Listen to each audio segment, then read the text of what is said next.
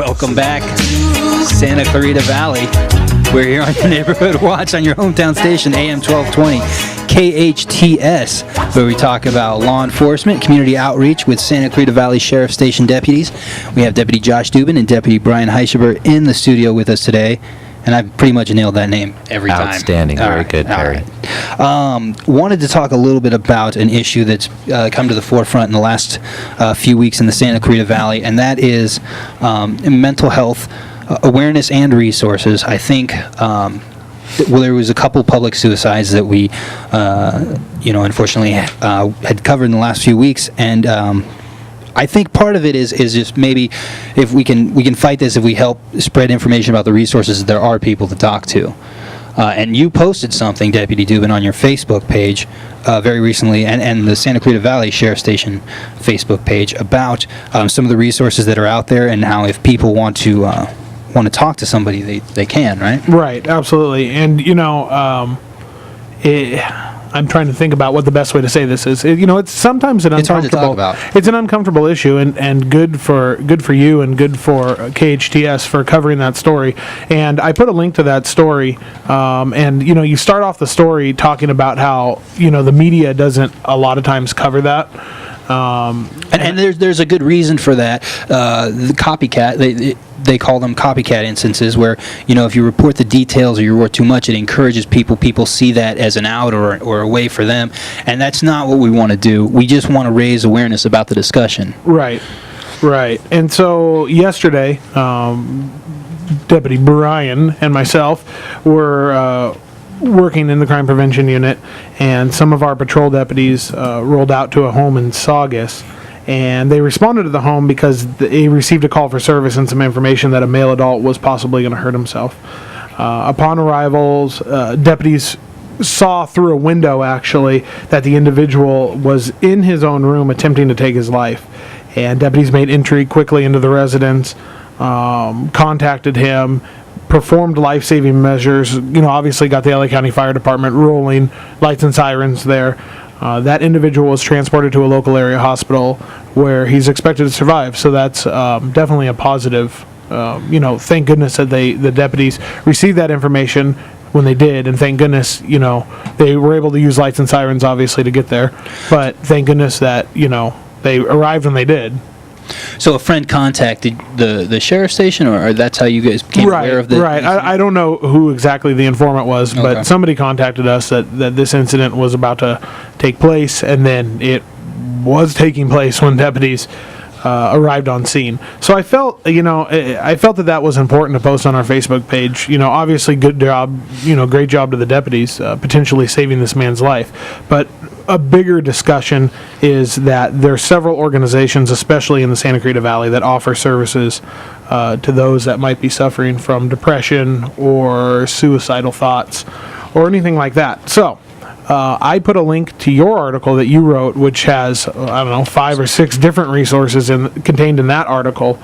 And I also took a picture of the National Suicide Hotline and posted that on our Facebook page, which contains the 800 number, 1-800-273-TALK, 1-800-273-8255, 24-hour number, obviously. We also have I think... Go ahead. We also have the National Suicide Prevention Lifeline, which is 1-800-854-7771, and those are around-the-clock resources. Right. You can call them anytime. And, like I said in the Facebook post, and like we're saying here, sometimes it's an uncomfortable subject to talk about. Right. And, oftentimes, I think as law enforcement, some of it gets put on law enforcement to handle the situation, and in turn, we work with local area hospitals and stuff like that. But, it's tough, and I think that we need to, bring that to light and offer those resources to people that need them. And that's exactly what Commander Mike Parker was saying when he was in here in the studio, is that, it's not... If the issue becomes a result the final result is that it becomes an issue for the Santa Clarita Valley Sheriff Station deputies. That's the worst case scenario, you know what I mean? Because there was help that's there along the way, and then ultimately it became a law enforcement issue because, you know, the issue wasn't addressed.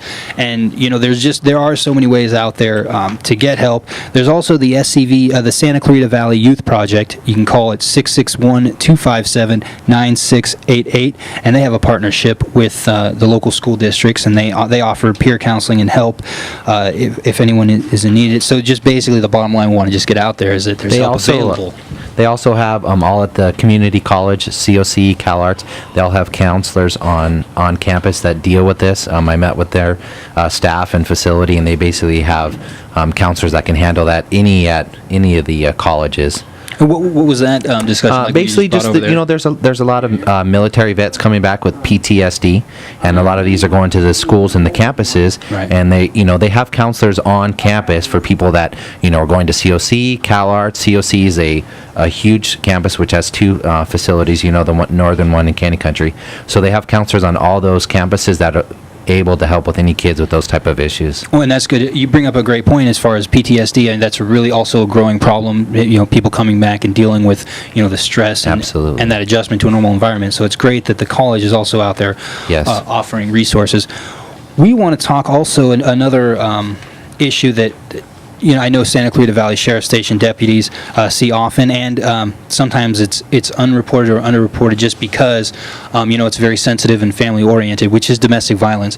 We have Linda Davies on the line, and we're going to bring her back after we get back from commercial break. Linda Davies is the executive director of the Santa Clarita Valley Domestic Violence Center, and we'll talk a little bit about what she sees and what's going on in the community when we get back after this commercial break on your hometown station, AM 1220 KHTS, the Neighborhood Watch, brought to you by All American Bail Bonds.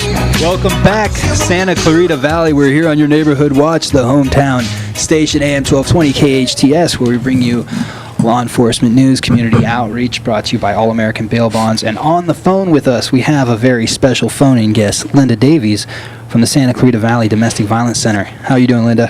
I'm great. Thank you for having me on here today, Perry. Well, thank you for calling in. The incident that was in the news, the Ray Rice video, you were on AM 1220 KHTS last week talking about it, and there's a lot of events coming up with the Domestic Violence Center. Unfortunately, an incident like that brings it to light, but fortunately, it allows us to talk about it. It's something that's often very difficult to talk about. Absolutely. And there's such a stigma attached, and I think you see the stigma when you hear people asking the question all the time of, why does she stay? That seems to be everybody's concern, whereas why isn't there concern? Why does he hit her? To me, that would be really where we should start this conversation, and the understanding that there needs to be more education and boys to men kind of learning the respect of women, and that if you have grown up in a family where you have seen domestic violence, because it is a learned behavior. So sorry, I turned my computer on. That's okay. Windows is a sponsor of us, so we're good with that. Okay. Perfect then. Yeah, everybody knows that noise. It's a learned behavior, which means that if these guys grew up with violence in their homes, even if the ladies grew up with violence in their homes, then this is going to be something that comes out in their adulthood. And so you put them into a violent game like football. They have no education. They, around what happened to them as kids, and the fact that they're going to, they've learned this and that they're going to repeat this, and any kind of love relationship they have, there needs to be a lot of work around education. And I do know that Futures Without Violence is meeting and has met with the NFL to put together programs, and has worked also with high school programs with coaches to try to get that whole respect piece into where the boys are. And speaking of raising awareness and education, that's kind of the idea behind your Create a T-shirt event that's coming up on September 20th, right? Oh, absolutely. That is like an amazing event. The Clothesline Project When women first started to talk about domestic violence, they would meet in laundromats, they would meet while they're putting up their clothes on the clotheslines. It was a private place to talk about it. And in the 90s, a group of women from actually Cape Cod, Hyannis, decided that in honor of the AIDS quilt, where the AIDS quilt was educating people about AIDS and the power and the sadness of what was happening, they wanted to have something that had the same power. And so they decided to do something with shirts that they would hang on a clothesline in significance of where women met to first talk about these things that were happening in their homes. And so what will happen on Saturday, September 20th, is just the beginning of our clothesline project. We will be here at Savia from 10, I think it's 10 to noon. I could be quoting this wrong. I may have to go out there and ask them. Do you have my flyer in front of you? Because I do.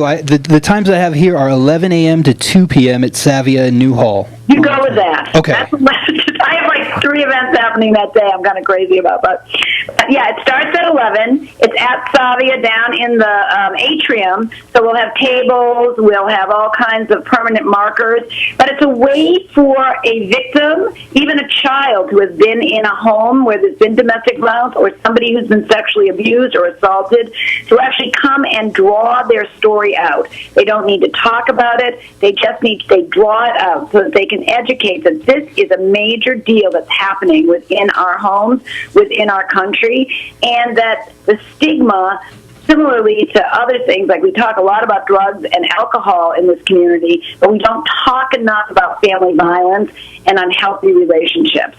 And that is something that we as the Domestic Violence Center want to get out there. We want to be able to say to people, you know, you didn't ask to be abused. This is something that you learned as a child. We'll help you unlearn it with different techniques like groups and therapy, but there's hope here that you can actually end up in a relationship that's going to do just what we thought they should do, which is nurture you and care for you, which everybody deserves to have in their lives.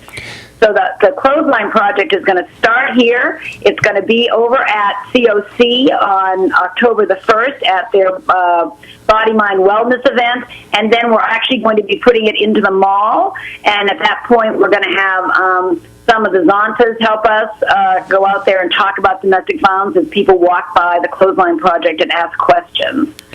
Awesome. Linda, well, thank you for calling in and giving us some great information. And again, for those of you who want to stop by and check it out, on September 20th from 11 a.m. to 2 p.m. at Savia New Hall, there will be T-shirts being created and raising awareness about domestic violence. Thanks, Linda. Hey, Perry, thank you. It's always great to be on your show. All right, great to have you. All right, take care. You too. All right, bye-bye. And as far as deputies from your guys' experience, I'm sure you go out to a lot of calls. What types of things do you try to, how do you mitigate the situation? It's always difficult, I'm sure, when you're dealing with upset family members and that type of situation. Right. And, with 1 minute left in the show, there's so much to say about that. But I can tell you that as a patrol deputy, domestic violence calls are one of the most dangerous calls for law enforcement. Obviously, it's an intense situation, a volatile situation. There's a lot of emotions involved. So we try and obviously separate the parties. We try and do, as best thorough investigation as we can. And oftentimes, unfortunately, somebody does go to jail, and that oftentimes is the primary aggressor, as we call it. I can go on and talk about that for a long time. However, we are out of time. We are out of time. But thank you, Deputy Brian Heischberg. Just want to extend that. Your Valencia zone leader. Can we give out your number real quick in case somebody wants to report a crime to your zone? Absolutely. It's going to be 661-799-5164. Deputy Josh Dubin, last thoughts, parting thoughts? Follow us on social media. Tune into the Neighborhood Watch. We have a little bit of fun. We talk about some serious issues. And we'll be back next week. Your Neighborhood Watch brought to you by All American Bail Bonds, and we're out.